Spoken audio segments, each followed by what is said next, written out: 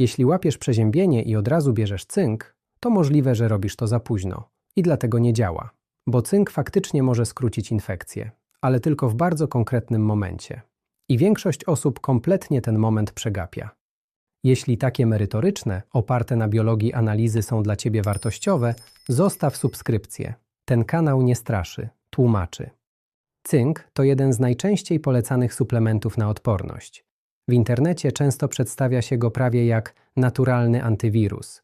Tylko że rzeczywistość jest trochę mniej spektakularna, ale dużo ciekawsza. Bo cynk z jednej strony jest absolutnie kluczowy dla układu odpornościowego, a z drugiej działa tylko w określonych warunkach. I jeśli ich nie znasz, łatwo uznać, że nie działa. Cynk to mikroelement. Potrzebujesz go niewiele, ale bez niego organizm nie funkcjonuje prawidłowo. Bierze udział w setkach procesów w ciele, od regeneracji komórek, przez gojenie się ran, aż po działanie układu odpornościowego. To trochę jak cichy technik za kulisami. Nie widać go, ale bez niego system się sypie. Jeśli chodzi o odporność, cynk wspiera działanie komórek, które walczą z patogenami i pomaga regulować stan zapalny. I tu jest ważna rzecz. Jeśli masz niedobór cynku, twój organizm gorzej radzi sobie z infekcjami. To dobrze udokumentowane, ale, i to jest kluczowe, to nie znaczy, że każdy potrzebuje suplementacji. Bo jeśli masz prawidłowy poziom cynku, dokładanie go na zapas nie daje magicznej tarczy ochronnej.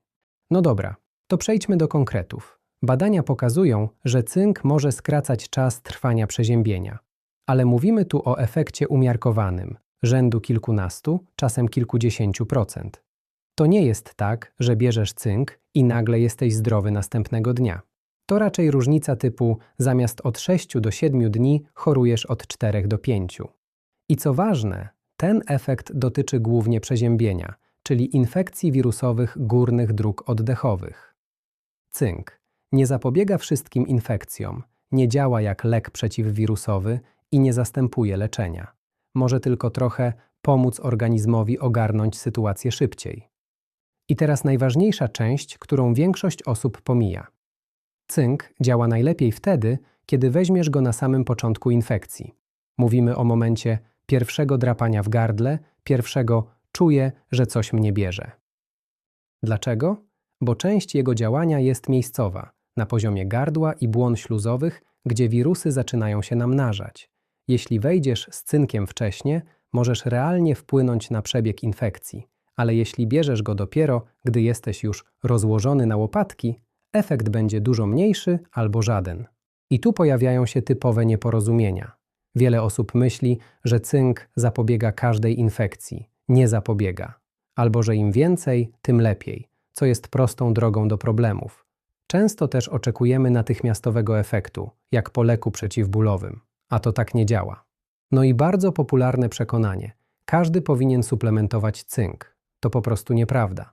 Bo cynk w nadmiarze też potrafi zaszkodzić.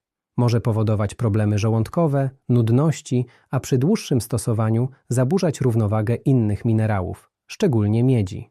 I paradoksalnie, zbyt dużo cynku może pogorszyć odporność zamiast ją wspierać. Dlatego więcej nie równa się lepiej. Podsumowanie. Jeśli masz zapamiętać jedną rzecz, to cynk nie jest magiczną tarczą na choroby. Ale jeśli masz jego niedobór, odporność siada, a jeśli użyjesz go mądrze, na początku infekcji, może realnie skrócić przeziębienie. To narzędzie, nie cud. Jeśli chcesz więcej takich materiałów, które oddzielają fakty od suplementowego marketingu, zostaw subskrypcję. A jeśli masz pytanie o konkretny suplement, napisz w komentarzu. Sprawdzimy go na chłodno, bez mitów. Do zobaczenia.